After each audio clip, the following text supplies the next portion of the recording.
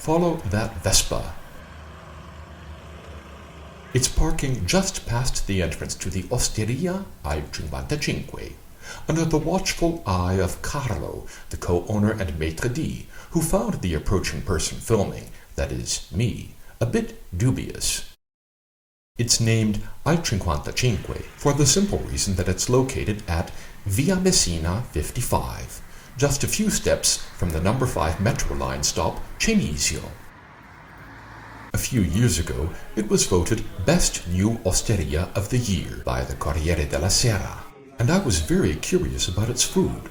It was vegetarian, but supposedly was successful with notoriously skeptical Italian eaters, including carnivores. Sounded like my kind of place. Spumante tonight, not Prosecco. A Blanc de Noir extra dry, from Il Roggio in the Veneto. Shortly thereafter, I had my antipasto choice worked out. A very imaginative-sounding tris selection of 3 items. A tartare of mango, olives, and dried cherry tomatoes. A mini panzerotto filled with escarole and red pepper marmalade. And an ají amarillo filled with a pâté made from lupin beans and sumac.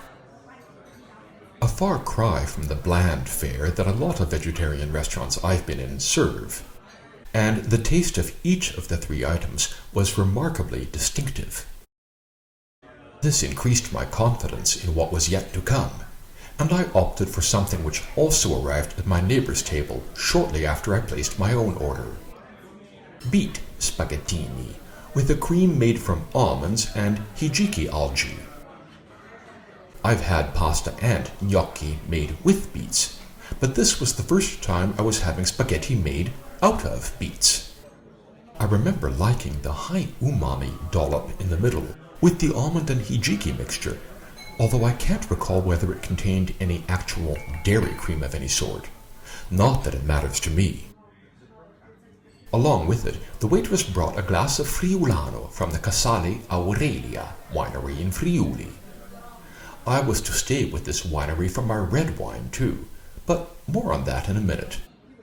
So-called main dishes are where I have frequently found some vegetarian restaurants to be straining, but this one was both original and satisfying. A cheesecake made with gorgonzola and turmeric, along with bok choy and okra sautéed with ginger. The base for the cheesecake was made from ground took crackers, by the way, and they served their purpose very well.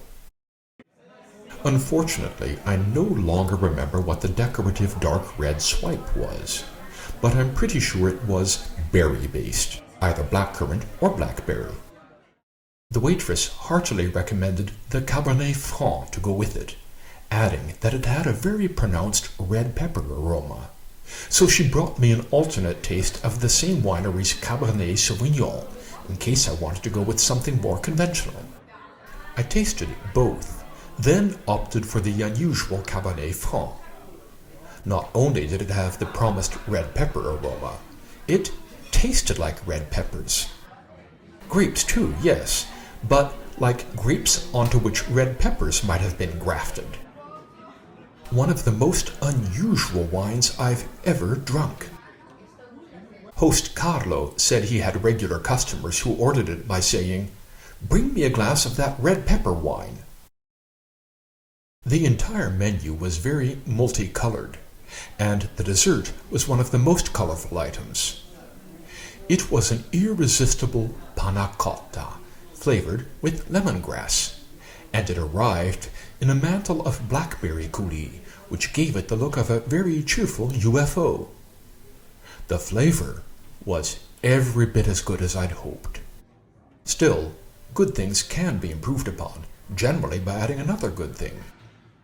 In this case, a glass of Gewürztraminer Passito Solus from the Ritterhof just south of Bolzano in South Tyrol in the town of Tramin. And yes, that is the Tramin that gave its name to the Traminer grape variety.